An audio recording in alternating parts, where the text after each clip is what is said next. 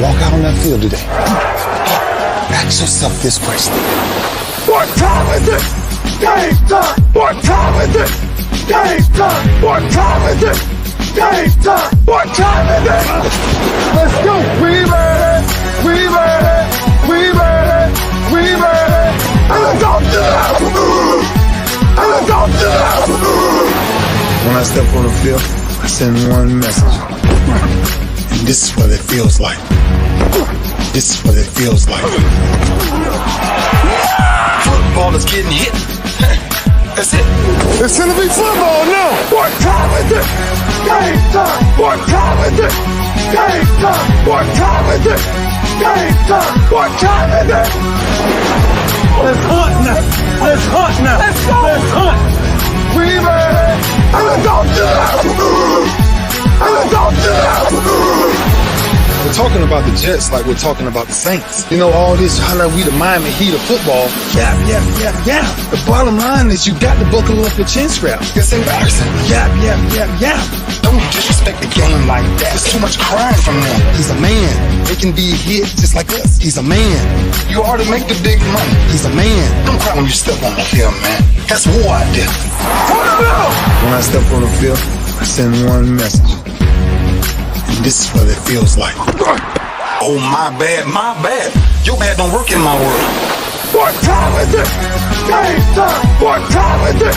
Game time. What time is it? Game time. What time is it? Let's go. Let's go. Let's go. We ready. And let's go to the house. And let's go to the house. It's a wrap. Game over.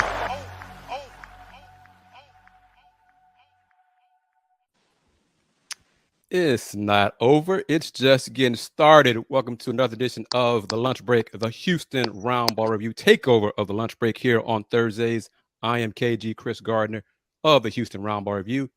And joining me is Andy Yanez from Gallery Sports and Paul Slamajama. How are you, young man?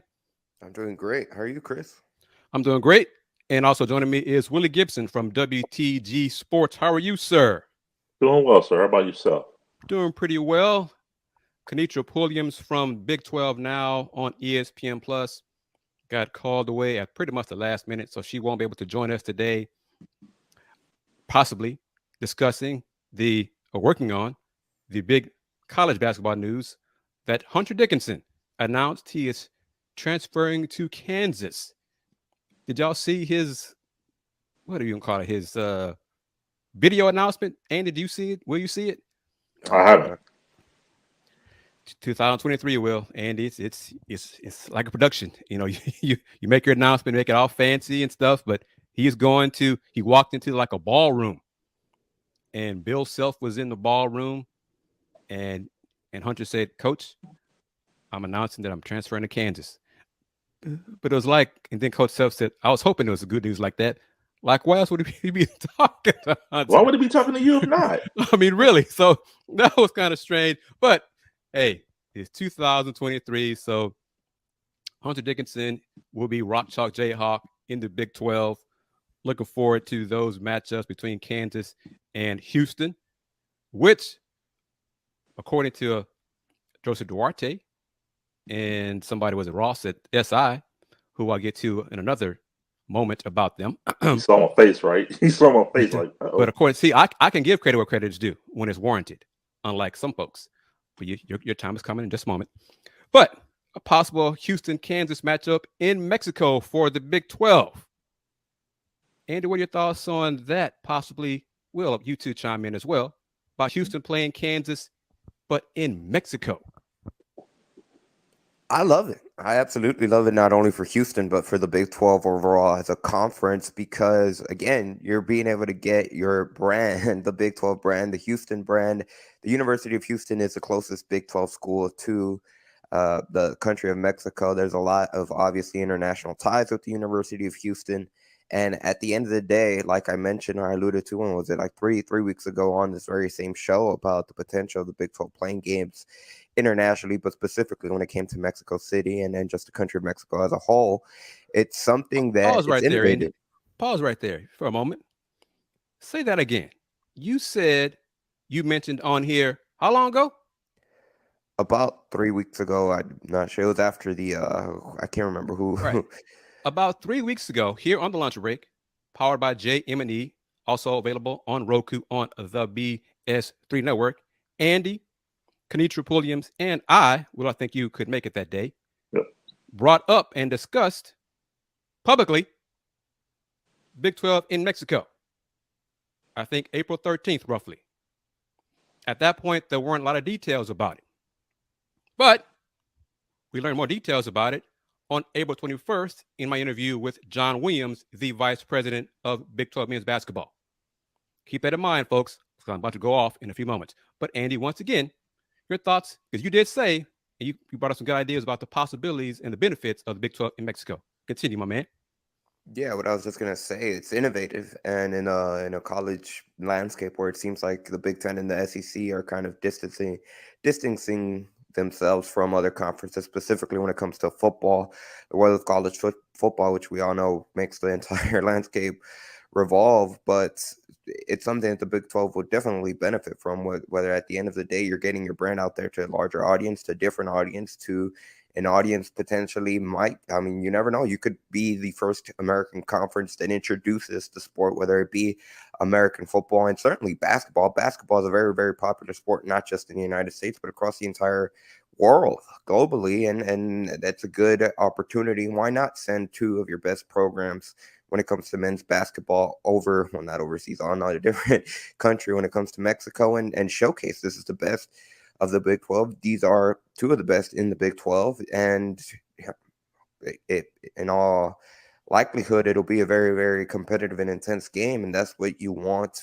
fans that would go to that game to remember about your conference. And they say, hey, college basketball in America, it's a pretty cool thing. Not only college basketball, but Big 12 college basketball. And at the end of the day, it'll be something that, as of now, the Big 10 and the SEC won't have. So that's how you differentiate yourself. And again, it goes back to Brent Yormark yesterday, coming off those meetings, the Scottsdale, Arizona meetings, which going back to the Houston Chronicle, I think Sports Illustrated as well had an article on it, where they're just trying to separate themselves any way possible, whether it be kind of going full XFL mode and have coaches mic'd up, opening locker room access for football games, which would be really, really awesome, by the way, if they did go in that direction. But again, that's something that you got to be innovative, because if you're not going to be on a level playing field when it comes to the Big Ten and the SEC. Well, what do you say about Andy's comments? Andy, I'll preface it by saying I'm not coming for you. This is just my thought on it as in totality. I keep hearing the brand. But correct me if I'm wrong, aren't these two institutions of higher learning? And yes. Yeah. So when I hear Big 12 Mexico, okay, are we doing study abroad programs? Are we doing I don't know. Let's take a back step from that. Probably yes in this age of NIL, but will parents and family members be able to attend these games in Mexico, whereas they probably would be able to attend in Lawrence, Kansas, or Houston, Texas? I don't know. It's just interesting to me that we hear the brand. We got to keep up. The Big Ten and SEC isn't distancing themselves from anyone. There's room. Come with us. But I don't know. It's interesting to hear. We talked about it initially when I first heard Big 12 Mexico. I'm like, Big 12 Mexico. It's out of the box thinking. It's innovative, but I don't know. It's just it's interesting. I don't want to poo-poo on it more than I have, so I'll stop there. But it's just interesting. Well, Will, to counter real quick, Chris, on that point, but if from the Big 12, and this is all coming from the Big 12, so Brent Yormark, one of his biggest goals is to find a way to provide the conference and its members with as much revenue and potential money as possible when it comes to the attraction when it comes to games and stuff like that for the TV networks. And the last thing that the Big 12 wants to be put in is in a position like the Pac-12, where their big streaming or their big television partners, if you even want to call it that, is Apple TV or that Apple brand. It seems like they're the number one priority right now that's kind of bidding for their games. And we'll probably discuss about the tier one rights, about ESPN jumping out of the bandwagon. But at the end of the day, and I kind of argue with that point as well when it comes to the institutional aspect of it. But if you, as the University of Houston, again, like I mentioned, with the proximity to it, to Mexico that the city of Houston is in, I mean, you never know if I'm sure they would build it, certainly much more for football, but I'm not even sure how the men's basketball games would look like. But they're not just going to be there for a day and then head out like a normal game. I'm sure they'd be there at least a few days, and they'd have chance to be able to do community work and do stuff like that in the area, where then, I mean, you never know. Maybe you impact a 14-year-old little kid's life, and then, hey, I remember the University of Houston when they were here a few years ago when they came to play that men's basketball game. You know what? Maybe I'll look into potentially trying to study in the United States, and maybe the University of Houston is an option for me. You never know. At the end of the day, the more exposure you have, there's not really a downside, in my opinion. What if it doesn't work? Just what if it doesn't work? I'm just curious. If it doesn't work, then, well, you tried something. At the end of the day, having more people be able to see your brand name, I don't see the downfall on that. Then we'd have to define for the conference what doesn't work. Yeah. Because exposure to another country, right there in a nutshell, that could be enough right there for it to work. Right. After the novelty possibly wears off in a couple of years, then it could be an issue if it doesn't work. If fans don't come to the second game, if fans don't come to see a game that does not involve Houston or Kansas in a basketball game, men's game. So those are other things we have to be determined. We don't know. I'm assuming there's going to be,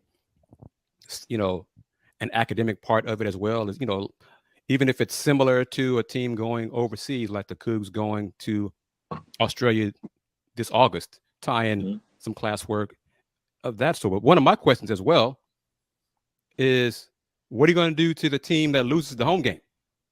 That part. That was coming. That was next. Yes. So is it going to be, will this game take place in November and not count as a conference game? So you still have Houston and Kansas have home games? If not, then how the team, if it's Houston, if it's quote unquote Houston's home game, how are you going to make up the financials for that? So the exposure is good, but there are questions that still need to be determined. And we'll continue discussing this here on this edition of The Lunch Break, Throwback Thursday. But now, thanks to AJ, the leader, the Houston Roundball Review Takeover on The Lunch Break, powered by JM&E. Catch us on Facebook, simulcasting on YouTube at his YouTube channel, as well as on the Houston Roundball Review on YouTube, Twitch, Twitter, and of course on Roku at the BS3 Network. And I'm going to play this commercial touting AJ in the lunch break. Keep in mind, Thursday is now our day between 12 and 1 here on the lunch break. Back in a minute. Are you looking for something to do on your lunch break? Well, there's a show on the BS3 Network that has only 4 words to say to you.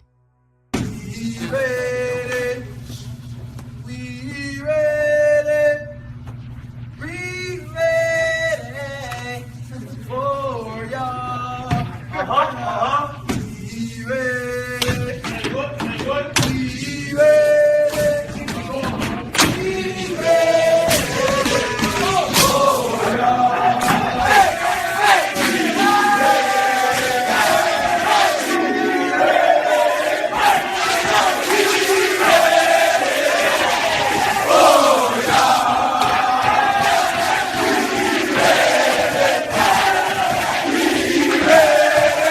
The Lunch Break with AJ, powered by JM&E. Live weekdays at noon Central.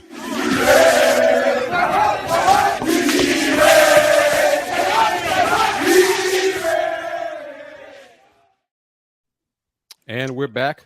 Yes, you are watching The Lunch Break, powered by JM&E, available on Roku on the BS3 Network. The BS3 Network, changing the way you watch TV. If, Will, Andy, you don't have BS3, go to bs3network.com.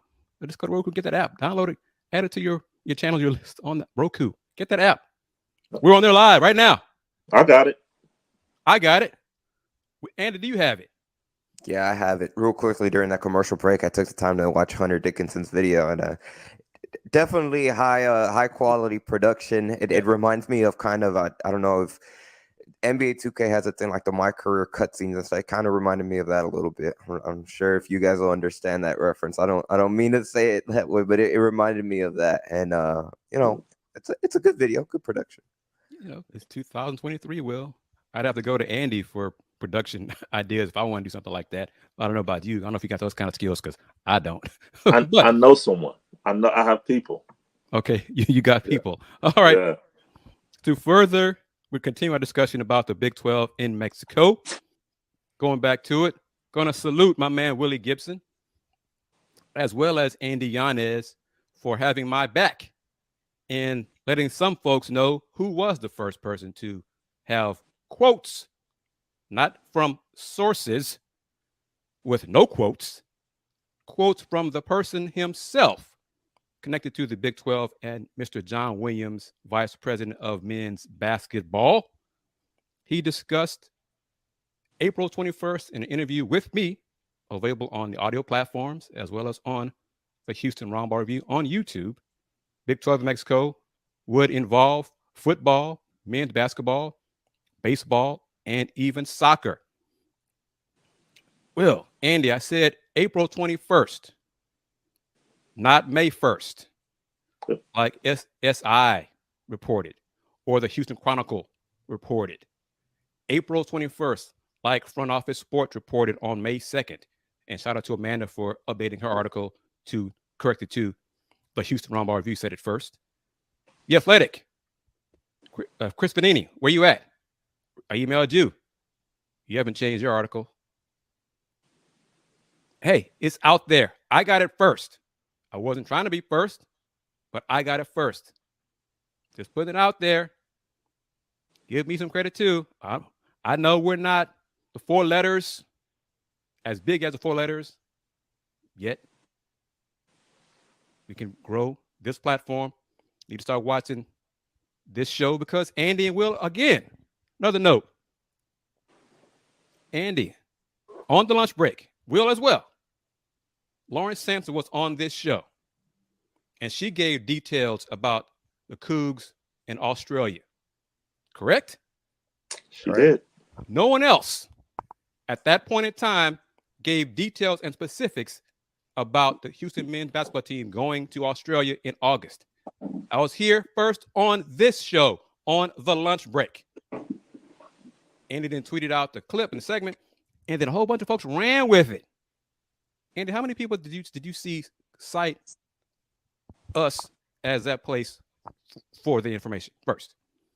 I heard that it got picked up by a few, but to be quite honest, I'm not too sure. I didn't follow up with how many ran with it.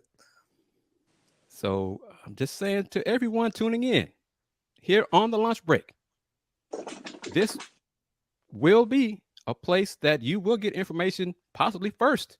Specifics that you won't hear anywhere else on the lunch break provided by, go ahead, Will. It's not will be, it already is. It is. Thank you. It is. Well, will be more information that you won't hear anywhere else first. Yep. From me, from Andy, from Will, from Kenitra, from our guests. That's part of what AJ has allowed us to do here on this platform on the lunch break, powered by JM&E, available also on Roku on the BS3 network. Okay, I'm down from my soapbox. Back to Hunter Dickinson. Andy, Hunter Dickinson, talented. Well, you know it as well. Seen him in the Big Ten for what, 3 years? 3 years. 3 years.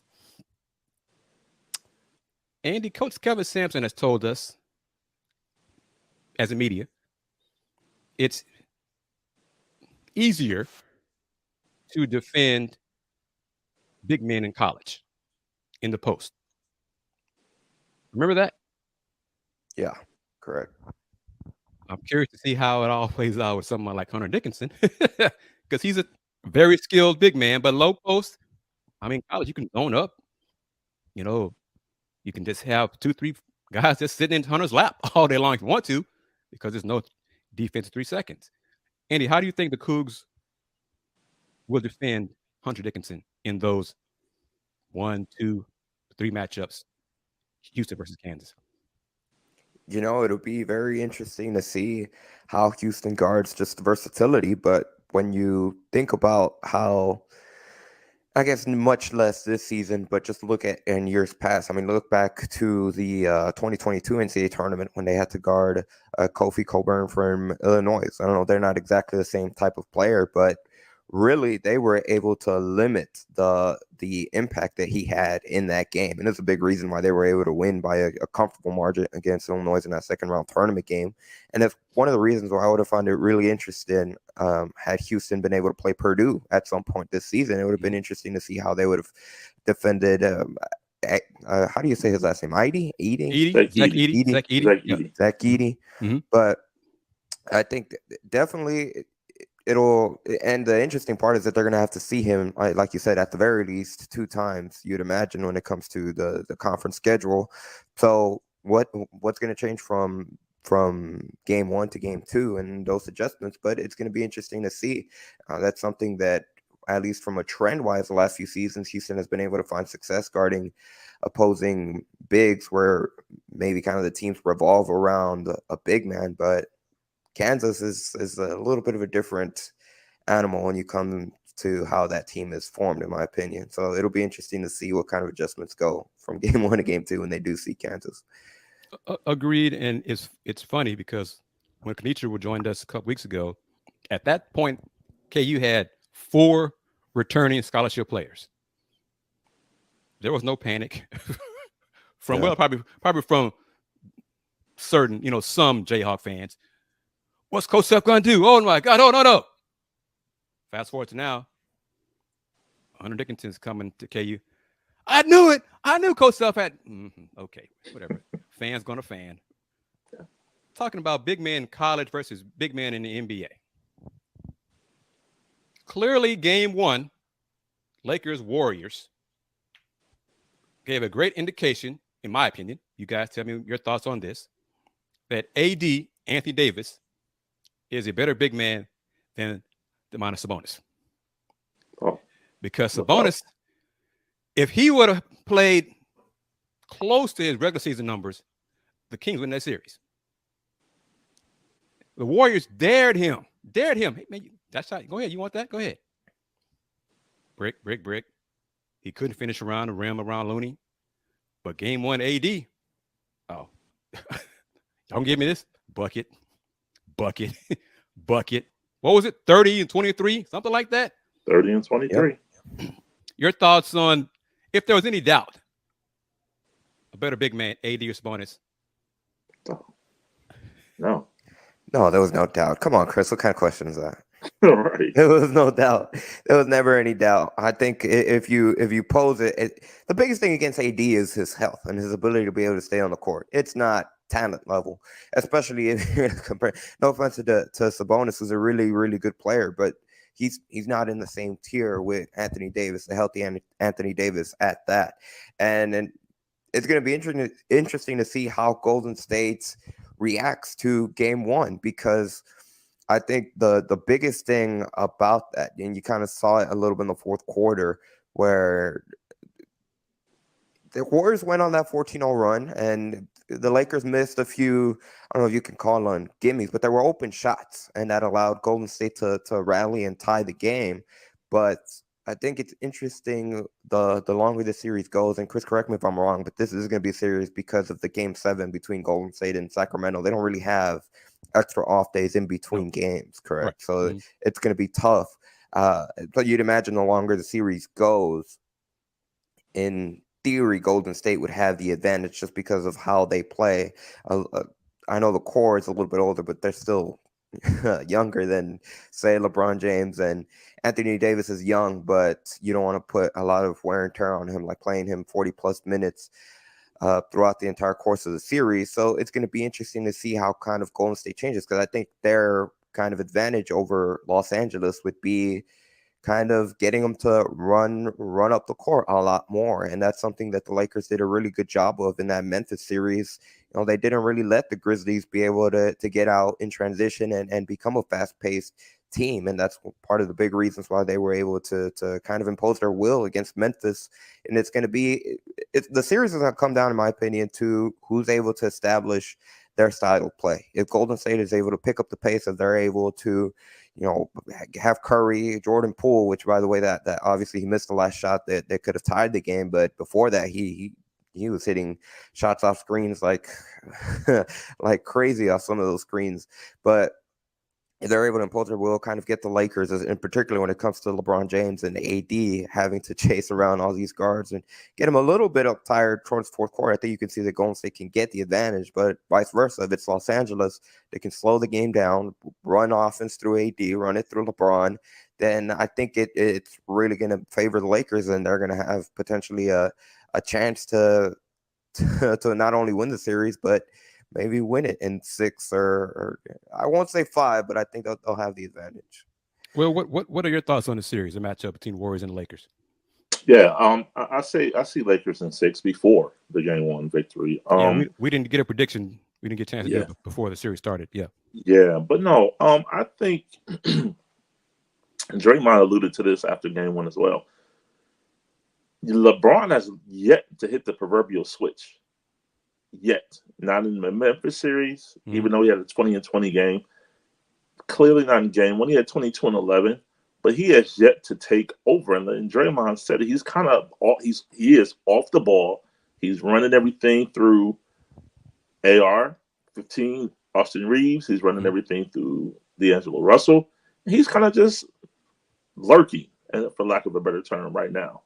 And so for the Lakers to get that game 1 win, and it's like he's been wanting for years for AD to finally take the torch, and it looks like he's doing it. So LeBron is kind of in the back, but don't mistake, he has the ability to take over still. Maybe not for as long a period of time as he once did, say 10 years ago. I mean, he's 38 years old. Don't get me wrong.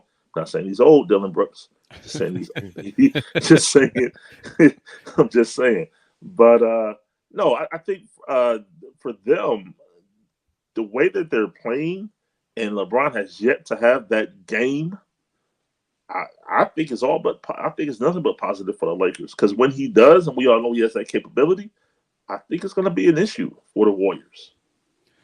You know, my only difference with that is, you know, like, I mean, we all know LeBron's 38. Yep. Can he do that for if it's necessary more than one game? Yeah. Can he be LeBron, you know, from 5-10 years ago for 3 quarters, 4 quarters, 2 or 3 times if necessary? Yeah. I don't believe he's going to have to. Yep. My thing, a couple of things with Darvin Ham, he's got to trust his guys in the second, his reserves. AD played the whole second half. Yeah. Can't do that again. The Lakers were up 12 or 14, 5 minutes going, 14 with 5 minutes ago, and they looked exhausted. You know, they like worn out because AD and LeBron played up almost the whole second half. LeBron got a little bit of a rest. Can't do that. Trust your he's got reserves now that he can trust to play, you know, third quarter, early fourth quarter, 2 to 6 minutes total. Just, you know, give him a rest. Yeah. And the zone. I am constantly amazed at how professionals act like they have never seen zone defense in their basketball lives. Yeah. The Lakers look like they had no clue what the Warriors zone defense, how to defeat it. Man, based on what it is, you stand somebody in the free throw line, kick to them, get the defense to collapse, pass it all around, inside, perimeter, whatever, penetrate the zone, make it collapse, kick it out, run your offense. Basically run your offense. So, and the Warriors made 23 threes. Was it right? Yep. And still lost. 3 players had 6. 3 players had 6. And Steph we all expect Steph to make 6 a game. Clay resumed Clay because first round he was John B, not Clay. Game 7, he was 21 21 threes. You got what I said there, Will? 4 Yes. 19 in game 7. He was John B. 21 threes the Golden State made in game 1. 21. And Mr. Poole, we saw the good and bad of Mr. Poole in game 1. Yeah. He made some tough threes, and then not just that 28-footer he launched in the final seconds. The pass he just does. Jordan, you can't count on him. You cannot rely on him to be consistently good for a whole game. Okay. Where do you go to school? School up north. Michigan. That's why. Yeah, the school up north. That's why.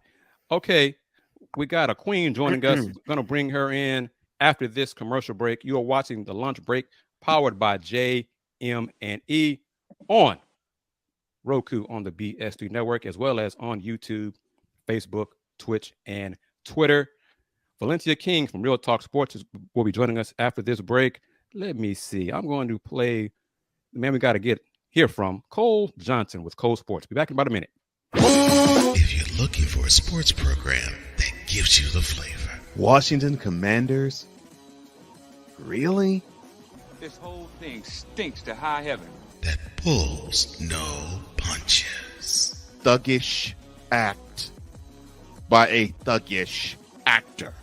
That gives you some humor. Praise everything LeBron does and never criticize it. If you want a show that gives you good times, then this is that show. BS3 Network proudly presents. I am Cole Johnson, and welcome to Cole Sports with a Z. Every Friday on Patreon and every Saturday on YouTube, Spreaker, and all other outlets.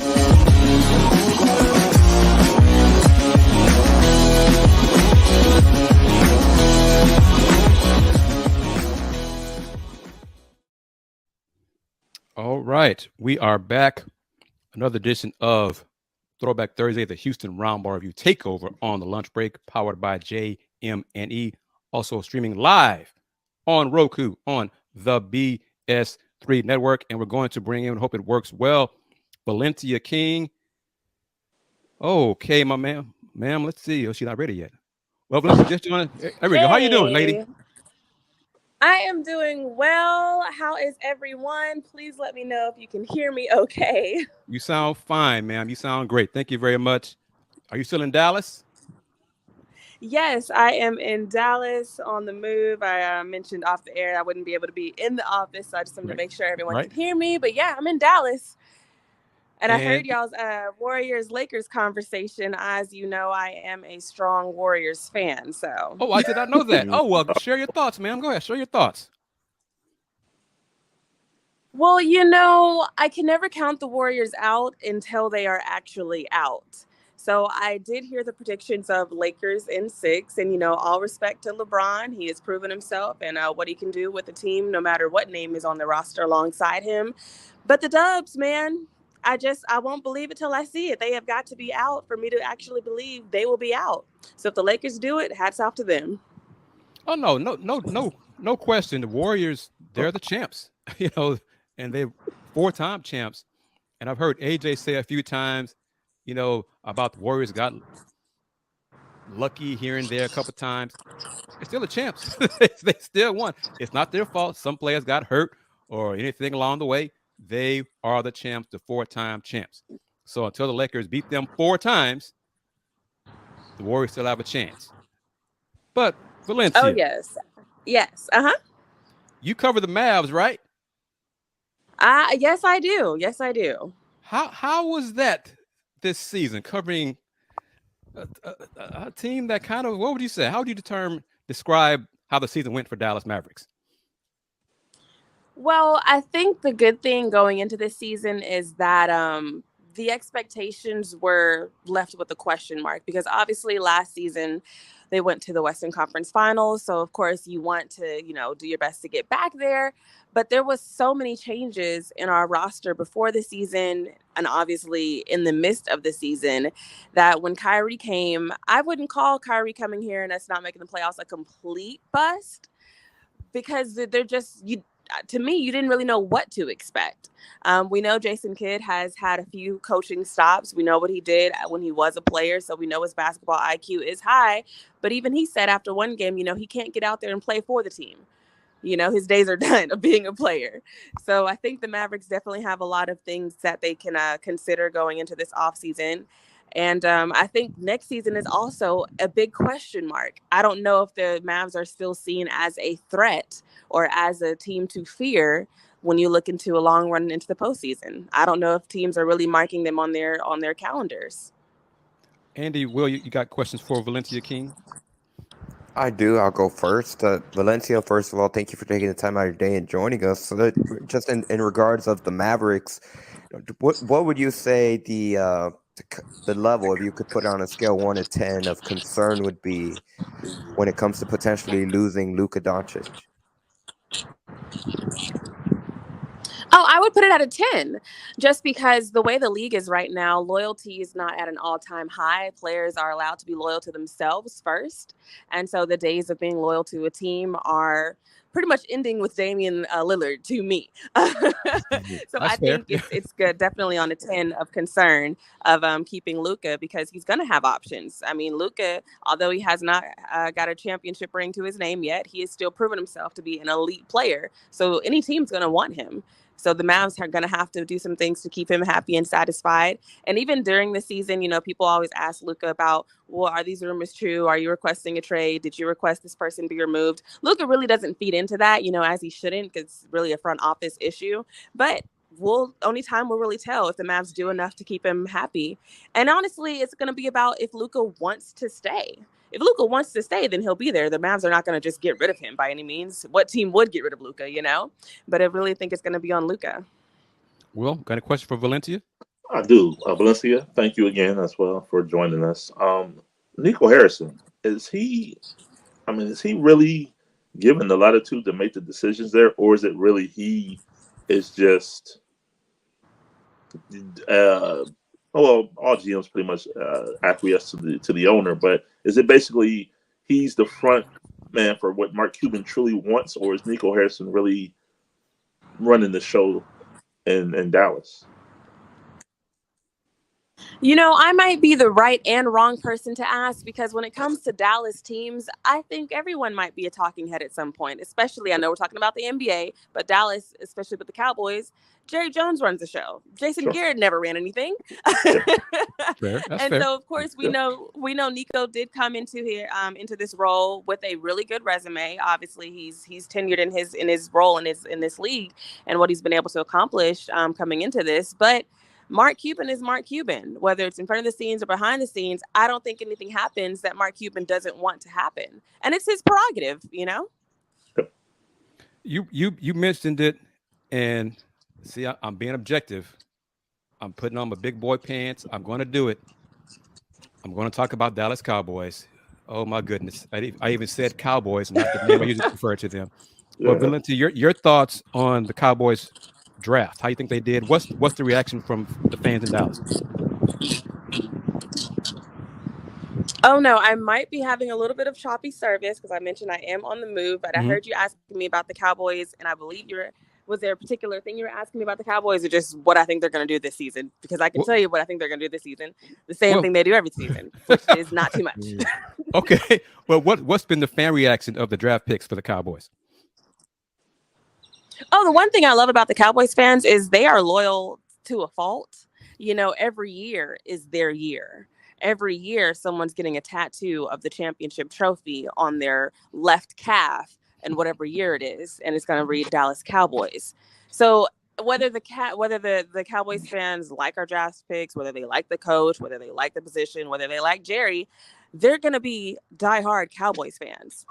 And I don't mean to sound like a generic answer, but that's literally the case no matter what offseason it is, no matter who is drafted, no matter who is in the starting lineup, literally no matter what. The world could be ending. It could be the zombie apocalypse, and there will still be Dallas Cowboys fans outside saying, "Go Cowboys." That's why I forgot how truthful you speak, V. I'm glad you were able to come on the show. Thank you. And we got Tony M. I don't know if you can see it or not, but he said you ain't never lied. So thank you very much for your real talk, Valencia. Cole Johnson is joining us as well. But you said it already. What do you think that the Cowboys need to do to be successful this coming season? And so to be successful for the Cowboys, I really think they have to have a system that everyone believes in. And I don't mean with the X's and O's. I mean in the locker room. Do they have a coach that they actually believe can coach them? Do they have players that they think are going to play for beyond what's on the zeros on their check? Because we have to remember, these are multi-million-dollar athletes. So whether they win or lose, the check is the same. Of course, the check can be bigger the further you go into the playoffs and everything. But my point is, are the players going to be determined and motivated and disciplined beyond their paycheck? If you establish a culture where the players and the team is motivated beyond their paycheck, then maybe you can make some things shake. So that Do you sounds think like Mike that's been a McCarthy can do problem. Yeah, that's been a problem so far. Wow. What? Anything else, Andy? Will? Yeah. No, just that follow up. Do you believe that Mike McCarthy is the right person to be able to inspire that locker room? I haven't seen it as of yet. And of course, we are journalists. We are not, we're in the locker room, but we're not in the locker room, so to speak. Mm-hmm. So, I'm speaking from the outside looking in adjacent. But no, I haven't seen it enough yet. I have not seen a morale where the team is really bought in to what he's preaching to them. And I haven't seen you in a while. You haven't been in Houston at a Rockets game. Did I miss you this past season? No. This season is kind of still been. I've been traveling, but not necessarily for Real Talk Sports and NBA. I've been traveling for my other gig. I also do PR now. So if anyone needs anything with public relations and or a speaker and or a host or MC, Valencia King does that as well. I am Valencia King across all social media sites. Excellent. There you go. Thank you very much. I'm glad you were able to join us here on the lunch break. Really appreciate it. And when you have time again, please join us again, because you told the truth about the Cowboys. So you are top on my list right there very much. So Andy, Will, any final questions for Valencia King? No, she dropped the mic with that one. All right, Valencia. Man, I appreciate it. Thank you guys so much. Will, Andy, Chris, I always enjoy it. Shout out to AJ as well, the lunch break crew. I completely enjoy my time every time I'm on here. So thank y'all so much. Thank you very much. You take care. All right, y'all take care. Bye-bye. Excellent. All right.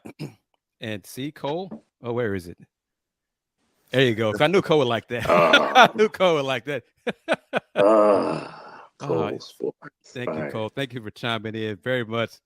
And I know she was a Warriors fan, but now that's okay. Let that slide. But hey, she told the truth about the Cowboys. So because you said that, I'm going to go back to calling them the Cowgirls. So thank you very much, the Dallas Cowgirls. Y'all heard it. Y'all got things to fix. And y'all can come at me with my used to be team.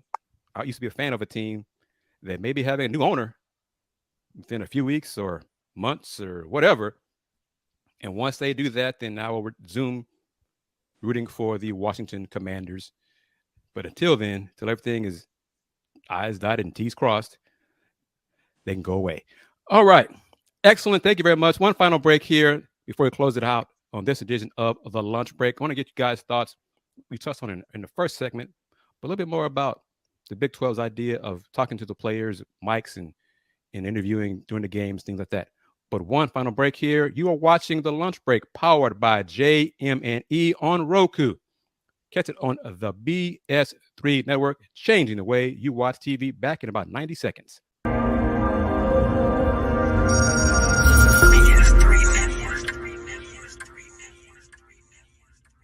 BS3 Network, changing the way you watch TV.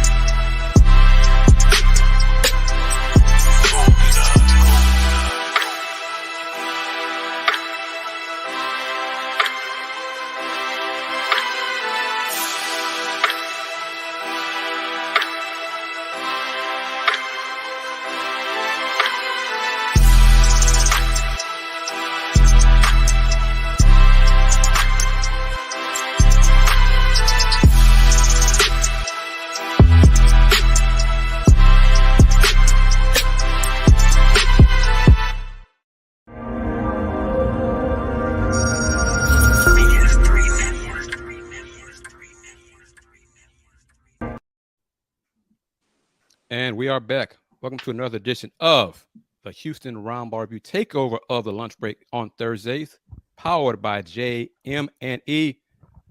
Watching us live, streaming live on Roku on the BS3 network. BS3 TV, changing the way you watch TV. I'm KG Chris Gardner, owner of the Houston Roundball Review. And joining me is my colleagues, Andy Inez from Gallery Sports and Willie Gibson from WTG Sports. Back to this about Big 12 and more interviews, in-game interviews, and more access, coaches, and things of that sort. Andy, I wonder if you saw this from Duarte in the Chronicle, Joseph Duarte in the Houston Chronicle. Will, I'm not sure you saw this. You're going to love this, Will, I think.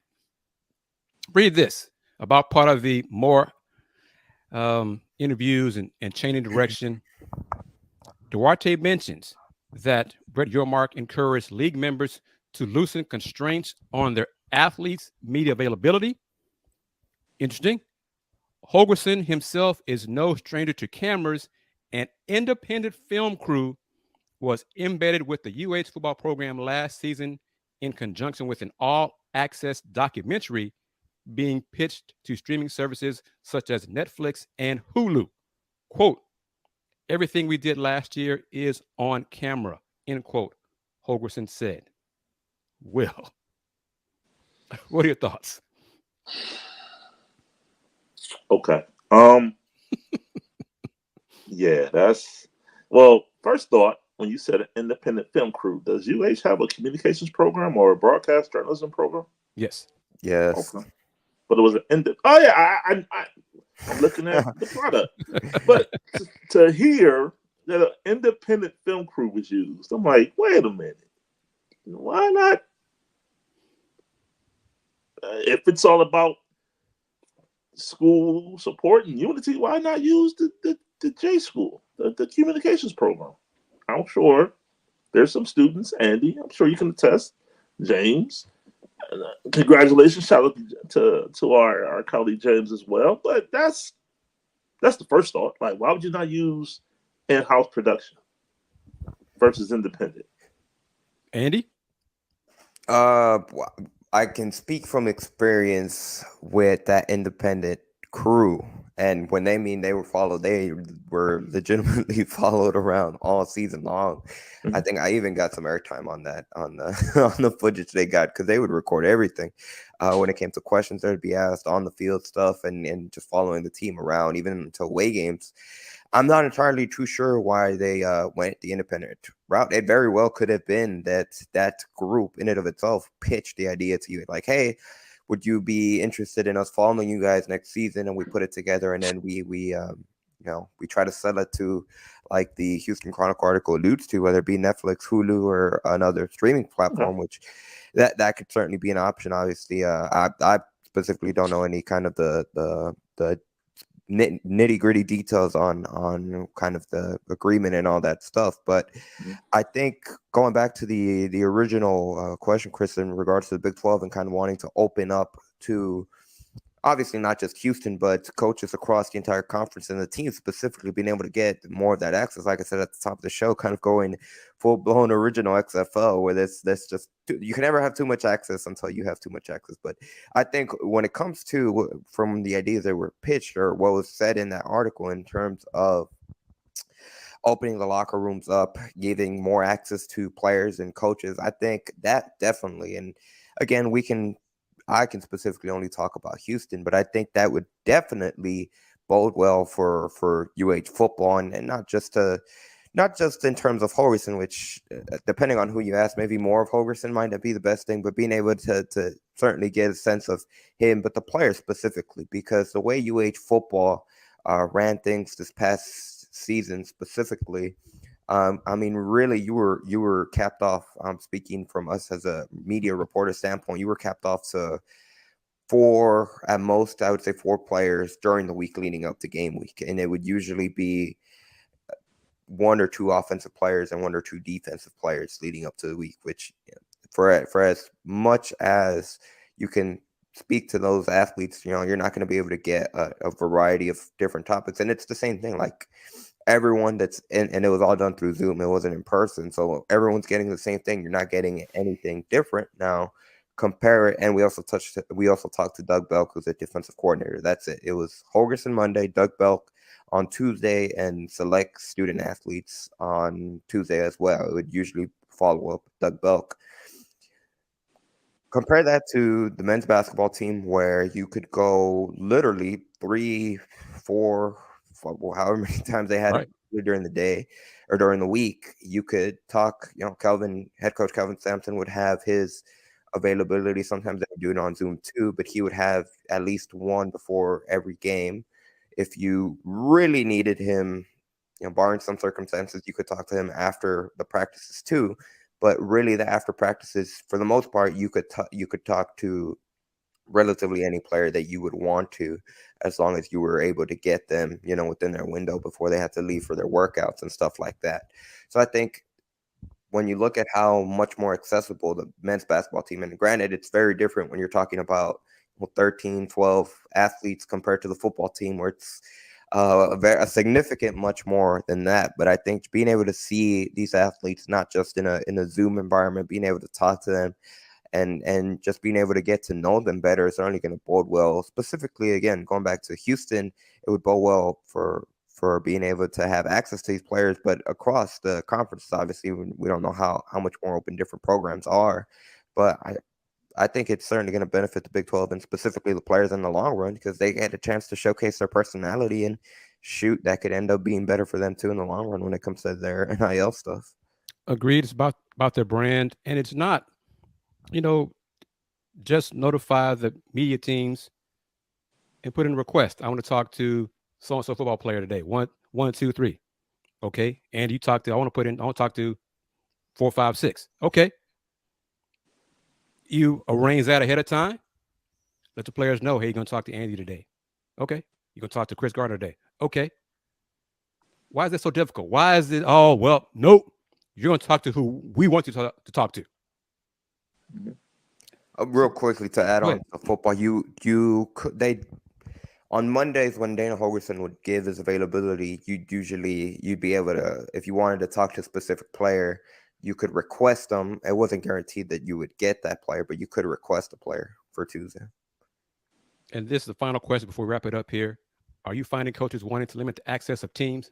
Yes. Yes. I will say that in that article, Dana Holgerson seemed to be open to having more access. He did, and that surprised me. So that was another good thing for him. And last thing regarding the show being pitched to possibly Netflix or Hulu. What about ESPN Plus? I mean, especially now, if you're planning to still, it hasn't been aired yet or streamed, you will be joining the Big 12. And they have the Big 12 now on ESPN Plus. So this seems kind of obvious to me, but I digress in our closing moments here of the lunch break powered by JM&E. Willie Gibson, you got first crack at how can folks find you on social media, my man? Appreciate it as always, gentlemen. You can find me on social media at Will Gibson7 on Facebook, on Instagram as well as Twitter. Will knows on Facebook. And real quick, Tony M says football needs to showcase some winning.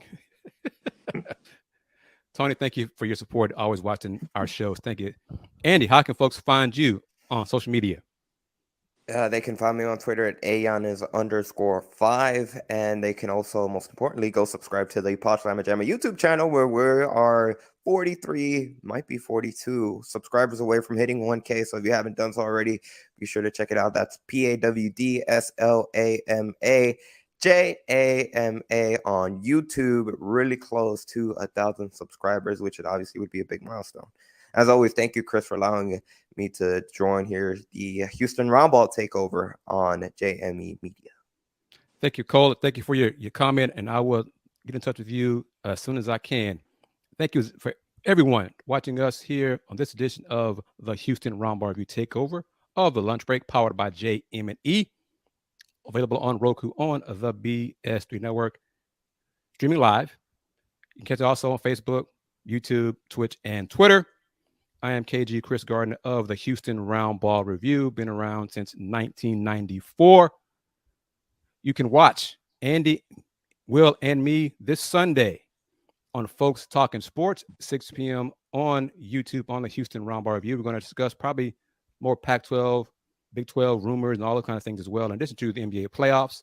So catch us this Sunday, 6 p.m. Central, 7 p.m. Eastern, Will. So until then, to Tony, to Cole, to everyone watching us, thank you again. And we're going to close it out, as we always do here on the lunch break, with what you need to know from the Queen, Miss Sybil Wilkes. Everybody take care. Peace. My name is James Jeter, and I won $500 on the lunch break for keeping up with the Jonas Bracket Challenge.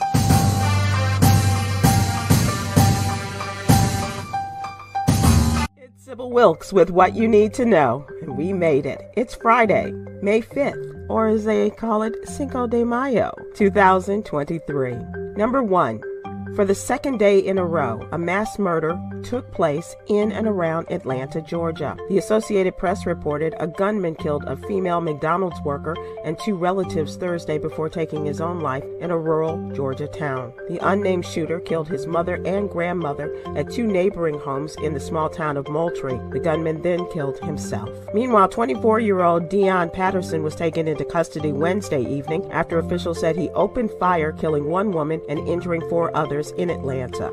Number 2. Vice President Kamala Harris met Thursday with the heads of Google, Microsoft, and 2 other companies developing artificial intelligence, or AI, as the Biden administration rolls out initiatives meant to ensure the rapidly evolving technology improves lives without putting people's rights and safety at risk. The vice president said in a statement after the closed-door meeting, she told the executives that the private sector has an ethical, moral, and legal responsibility to ensure the safety and security of their products. President Joe Biden noted last month that AI can help to address disease and climate change, but also could harm national security and disrupt the economy in destabilizing ways. Number 3. Statistics show 1 in 4 pregnancies end in miscarriage, and most occur within the first 13 weeks of pregnancy. Check out the What You Need to Know newsletter as we discuss the anatomy of a miscarriage. You'll read a personal story of a woman who is in her mid-40s and how she dealt with her high-risk pregnancy. Number 4. An expansion of the Florida law critics dubbed Don't Say Gay Law passed the state Senate Wednesday and is on its way to the desk of Republican Governor Ron DeSantis, who is expected to sign it. The expansion of the parental rights in education measure will include a ban on classroom instruction on sexual orientation or gender identity through the 8th grade. Last year's bill only went through the 3rd grade. The expansion also comes weeks after the State Board of Education voted to ban the topic of sexual orientation and sexual identity in all grades. Number 5. Patricia Kayanga, an entrepreneur from Washington, D.C., is the founder and CEO of O's, a line of newly patented disposable underwear designed for women while on vacations, while camping, while at the spa, and during menstruation. With the help of a lawyer specializing in patents, she won the patent for disposable underwear design, making her the first Black woman to do so in the U.S. Here's your daily inspiration from Yogi's Jewels. Life is a series of choices. Choose to be kind. Thank you to our What You Need to Know partners, the American Heart Association and Black Health Matters. I'm Sybil Wilkes. Be informed, be empowered.